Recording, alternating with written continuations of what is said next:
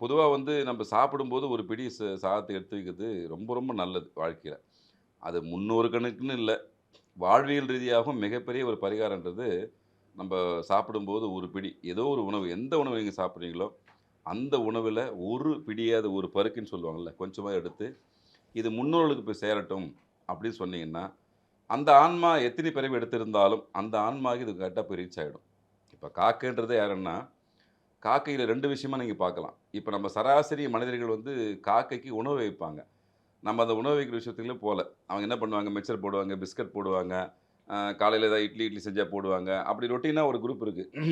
சரி, ஒரு புண்ணிய காரியம் நெனச்சு போடுவாங்க. அது புண்ணிய காரியம் இருந்தாலும், அத தாண்டி வேற ஒரு விஷயம் செய்யணும். காக்கை வந்து சனீஸ்வர பகவானுடைய வாகனம். கர்மகாரனுடைய வாகனம். கர்மாவை வாங்கி செல்லக்கூடிய ஒரு முக்கியமான பங்களிப்பு யார்கிட்ட இருக்குன்னா, பித்ருக்கள் சம்மந்தப்பட்ட விஷயத்திலயும், முன்னோர்கள் சம்மந்தப்பட்ட விஷயத்திலும் பங்களிப்பு யாருக்கு இருக்கு? காக்கைக்கு உண்டு.